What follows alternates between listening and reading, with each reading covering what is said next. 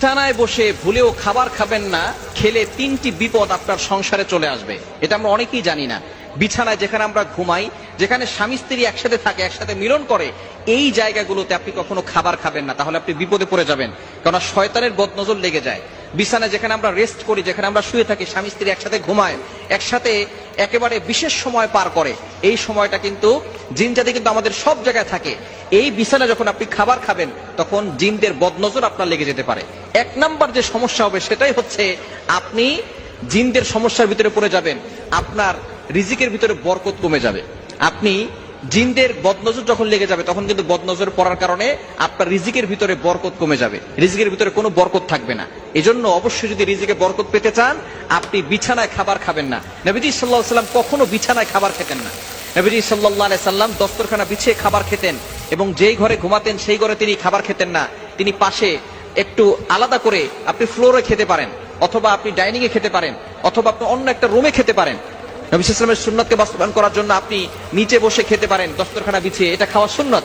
তবে আপনি যেখানে ঘুমান সেখানে আপনি খাবেন না, এটা কিন্তু নবী সাল্লাল্লাহু আলাইহি ওয়াসাল্লামের সুন্নাত নয়, এটা সুন্নাতের বিপরীত কাজ। এজন্য এক নাম্বার হচ্ছে আপনার রিজিক কমে যেতে পারে, জিনদের বদনজর লেগে যেতে পারে।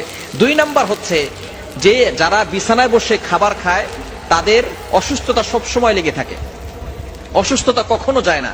জিনের বদনজর লেগে থাকে, একবার স্ত্রী অসুস্থ হয়, একবার স্বামী অসুস্থ হয়, একবার সন্তান অসুস্থ হয়, একের পর এক অসুস্থতা লেগেই থাকে, তারা কখনো সুস্থ হয় না। সুতরাং এটা বদনজর লাগার কারণে তারা অসুস্থ হয়ে যায়। এই অসুস্থতা কিন্তু সাধারণত দেখা যাচ্ছে যে আপনার চিকিৎসার মাধ্যমে সারে না। অনেকে দেখবেন মারাত্মক ধরনের অসুস্থ, বিছানা থেকে উঠতে পারতেছে না, অনেক টেস্ট করাচ্ছে কিন্তু কোনো ধরনের কোনো টেস্টের পরীক্ষা পাচ্ছে না, ডাক্তার কোনো রোগই ধরতে পারতেছে না, কোনো রোগই নাই। এগুলো হচ্ছে বদনজরের সমস্যা। জিনের সমস্যার কারণে কোনো রোগ ধরা পড়ে না, কিন্তু আপনি অসুস্থ, আপনি লড়তে পারতেছেন না, উঠতে পারতেছেন না, উঠলে বসতে পারতেছেন না। এই ধরনের সমস্যাগুলো বদনজরের কারণে হয়, জিনের আসরের কারণে হয়। এজন্য বিছানায় বসে খাবার খেলে আপনি অসুস্থ হয়ে যাবেন।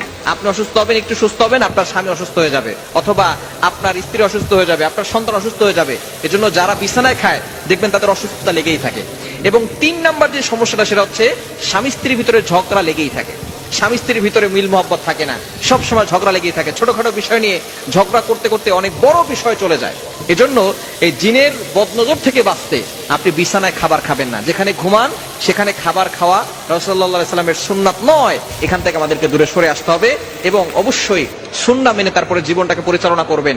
দেখবেন আল্লাহ পাক রব্বুল আলামিন সব সময় বরকত দান করবে। যখনই খাবার খাবেন বিসমিল্লাহ বলে খাবেন, তখন কোনো শয়তান আর অংশগ্রহণ করতে পারবে না। অনেকেই আমরা খাবার খাওয়ার সময় বিসমিল্লাহ বলি না। বিসমিল্লাহি ওয়া আলা বারাকাতিল্লাহ বলবেন। যদি আপনি খাবার শুরুতে বিসমিল্লাহ বলতে ভুলে যান, খাবারের মাঝখানে বলবেন বিসমিল্লাহি আউওয়ালাহু ওয়া আখিরা, এটা বলবেন। খাবার শেষে বলবেন আলহামদুলিল্লাহ, এটা বলবেন।